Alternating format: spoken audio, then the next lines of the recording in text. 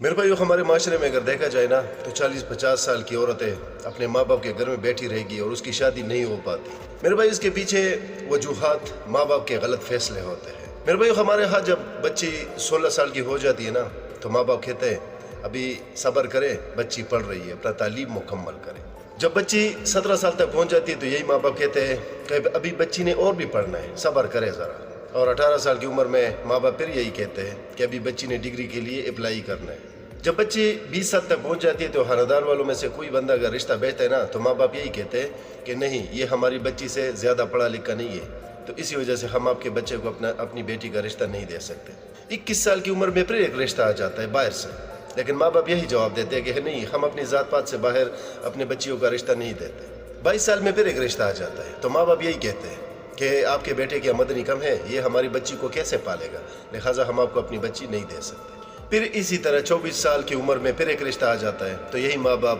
پھر سے کہتے ہیں کہ آپ کا بیٹا کالا ہے اور ہماری بیٹی چٹی گوری ہے، لہٰذا رشتہ میچ نہیں ہو رہا، اسی وجہ سے ہم آپ کو اپنی بچی نہیں دے سکتے۔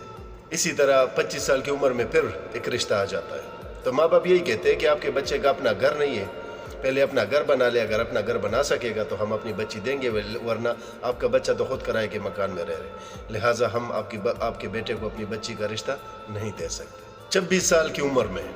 پھر ایک رشتہ آ جاتا ہے، ماں باپ یہی کہتے ہیں کہ آپ کا بیٹا ہماری بیٹی سے زیادہ عمر میں زیادہ ہے، اسی وجہ سے ہم آپ کے بیٹے کو اپنی بچی کا رشتہ نہیں دے سکتے۔ 27 سال تک یہ بچی پہنچ جاتی ہے تو پھر ایک رشتہ آ جاتا ہے۔ اس مرتبہ یہ لڑکا پہلے سے شادی شدہ ہے، یہ دوسری شادی ہے، وجہ پہلے بیوی سے اس کے بچے نہیں ہیں، تو ماں باپ اس مرتبہ مجبوراً انکار کر لیتے ہیں کہ آپ تو پہلے سے شادی شدہ ہو، ہم آپ کو اپنی بچی نہیں دے سکتے۔ اور پھر جب یہ بچی 30 سال کی عمر تک پہنچ جاتی ہے نا تو پھر یہی ماں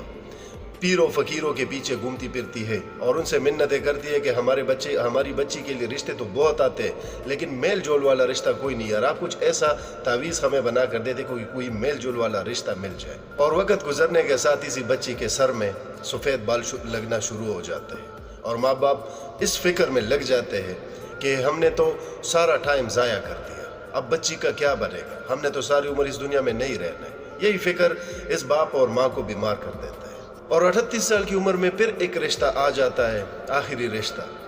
60 سال کا آدمی ہے، ان کے سارے بچوں کی شادیاں ہو چکی ہیں، بچیوں کی، بچوں کی، خالی اسی وجہ سے شادی کر رہے کہ آپ کی بیٹی اس 60 سالہ